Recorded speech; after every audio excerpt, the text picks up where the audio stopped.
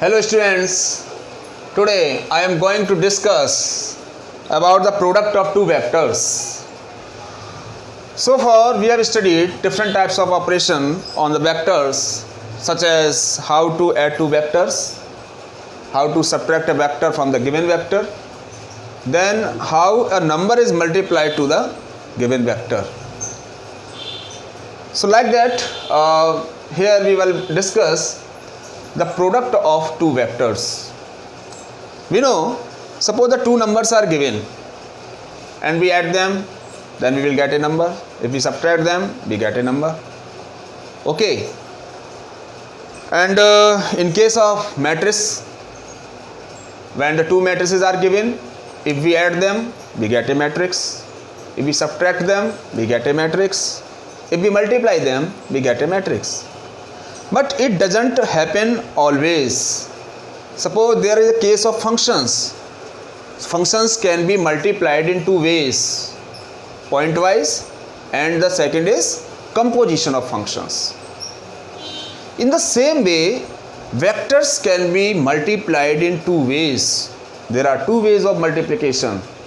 Product of two vectors is done in two ways. One is the vector product and the other is scalar product. Vector product is called the cross product and the scalar product is called the dot product. So we will discuss here different types of products. So first we will discuss the scalar or dot product of two vectors. Scalar or dot product of two vectors.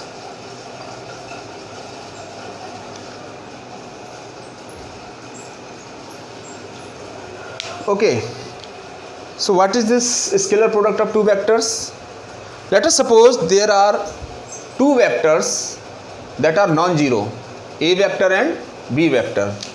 There are two vectors, a vector and b vector, that are non-zero vectors, and theta is the angle between them. Then the dot product of these two vectors is defined as a vector dot b vector equal to magnitude of a vector into magnitude of b vector cos theta, where theta is the angle that lies between 0 to pi. So this is the definition of the dot product of two vectors.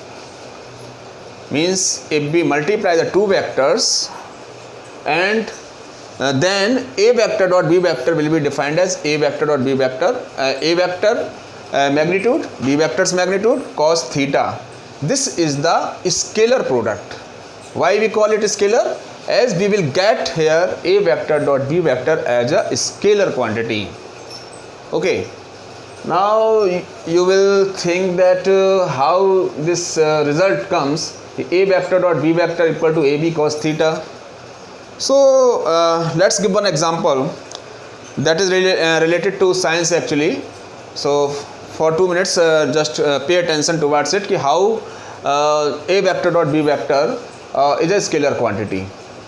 For example, I have kept a block of having some mass here and a force F is applying. The force F is applied in this direction, that is the given direction here. Okay, and due to this force there is a displacement of, suppose, S. This block displaces or displacement S due to the force F. The force is acting in this direction, so there will be a resolved part of this force along the horizontal direction, and that will be equal to F cos theta. Okay, so F cos theta will be the horizontal force that will be responsible for the shifting of this block from this place A to this place B. Is it clear? Now we know that the work is equal to force into displacement. This is the topic related to science, but I want to discuss it here to clear the concepts.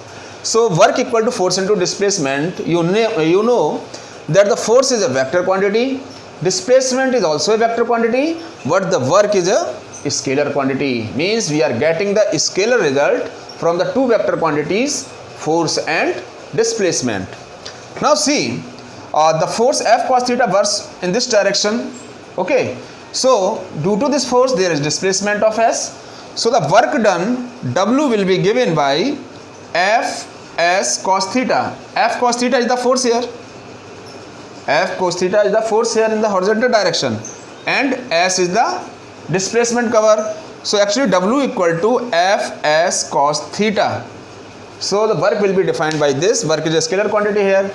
You can also understand that force, it is the magnitude of the force, may be written as S is the displacement without any positive or negative direction. Distance is always taken positive. So F into S, and cos theta is the value of the cosine of the angle theta between the F cos theta and the force F. Okay. Now A vector dot B vector equal to AB cos theta. You have understood this relation after observing this relation. Clear? Now let's see some points that we can observe here. First point, you see that A vector dot B vector is always a real number. This conclusion can be drawn by observing the relation A vector dot B vector equal to AB cos theta. A vector dot B vector is always a scalar quantity. The first point, A vector dot B vector is always a real number. The second point is, if A vector dot B vector is given to be 0, means the dot product of two vectors is 0, and A and B are non-zero vectors, then what would happen? A vector and B vector are non-zero vector, means this value will hold, its value will also be there. Then it's 0 means cos theta 0, and cos theta 0 means theta is 90 degree. So this case we have that A vector and B vector, this implies if and only if A vector dot B vector, A vector is perpendicular to B vector. Means if A vector dot B vector equal to 0, then A vector will be perpendicular to B vector, and if A vector is perpendicular to B vector, then A vector dot B vector will be 0. The condition is this, that the A vector and B vector are non-zero vectors. Now come to the point number 3. If theta is 0 degree, what would happen then? If theta is 0, we can place theta equal to 0 here, then cos 0 means 1. So A vector dot B vector will become magnitude of A vector into magnitude of B vector. This is the third case. Okay. Now let's suppose there are two same vectors, means A vector is multiplied to A vector, then we will have A vector magnitude, and it can be written as A vector's magnitudes square of the magnitude of the vector A vector. Now come to the point 4. If theta is pi, means if we take angle theta as pi, then cos pi is negative, means we can have A vector dot B vector equal to minus A B, magnitude of A, magnitude of B. I think you have understood these properties.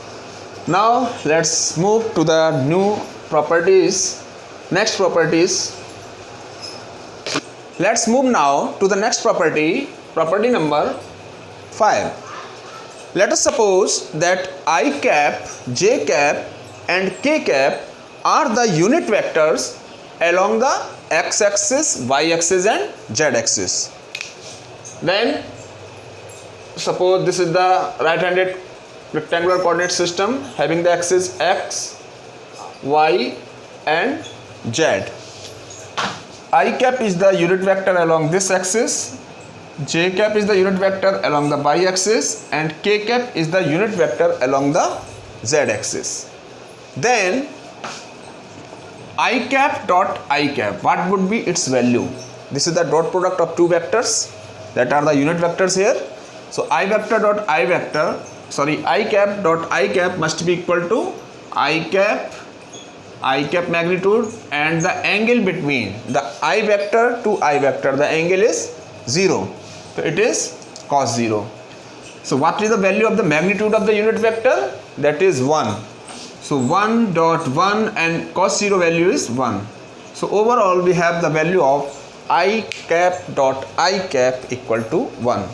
The same way we can get the value of j cap dot j cap, that is equal to the magnitude of j cap, magnitude of j cap, and the angle between them. Here also you can see that j cap is the unit vector along the y-axis, then j cap magnitude into j cap magnitude, and the angle between these two vectors j cap to itself. Okay, so that is 0 here.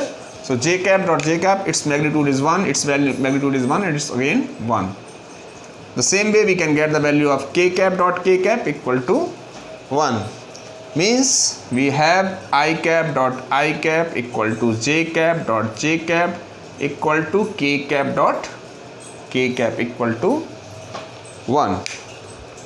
Now what would happen if we want to get the product of I cap and j cap? Means I cap dot j cap. So let's try to find it out. This is the point A. Now suppose I want to discuss the point B. So that is the dot product of I cap to j cap. So by the definition we will have I cap magnitude, j cap magnitude, and the angle between I cap and j cap. Here you see the angle between the I cap and j cap is 90 degree. So you will place here cos 90 degree. Its value is 1, its value is 1, and cos 90 is 0. So ultimately the dot product of I cap dot j cap is 0. Now what would happen if we want to get the dot product of j cap dot k cap? So j cap dot k cap, again there is angle of 90 degree. So we will have 0. And also we will have k cap dot I cap equal to 0. Means when an unit vector is multiplied to itself, then the value is 1, and when the unit vector is multiplied to the other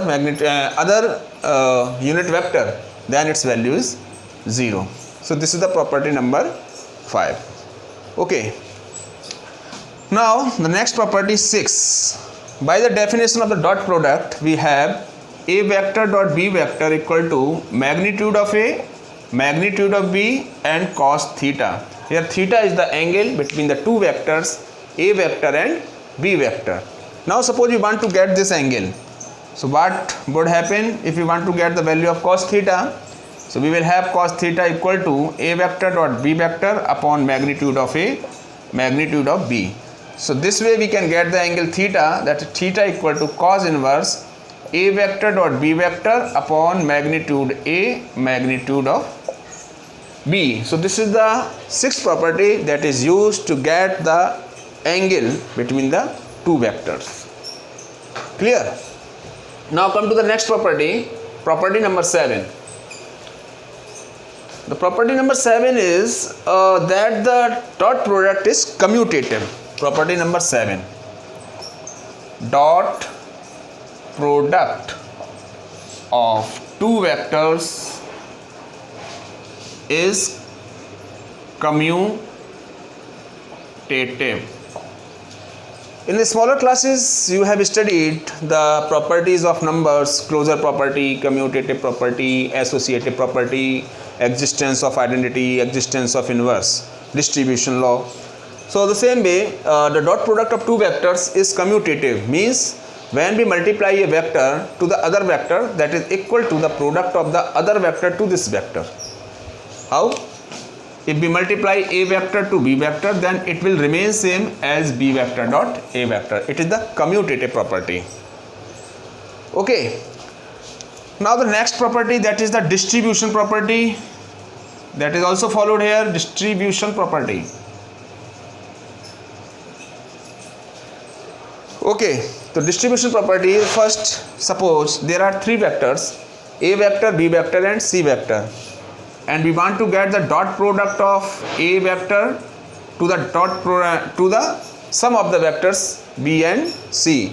So it will be distributed. This a vector will be distributed over b and c like a vector dot b vector plus a vector dot c vector, as it happens in the case of numbers. You remember the distribution property, when a number is outside the bracket and it is multiplied to the next two numbers written with the positive sign, then this number outside the bracket is distributed. It was called the distribution over addition. The same case is here. The distribution property is followed in case of vector. Now let's consider the second case. If a scalar lambda is multiplied to a vector a and then the dot product b.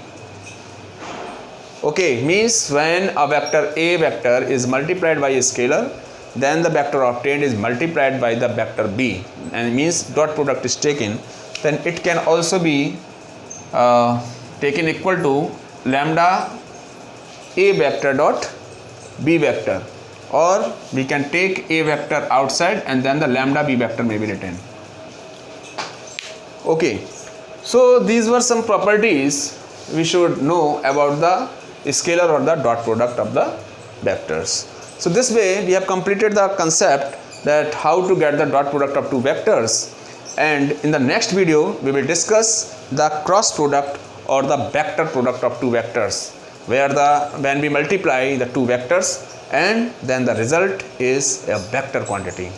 So okay, so in the next video we will discuss about it. So till then, keep on watching my videos.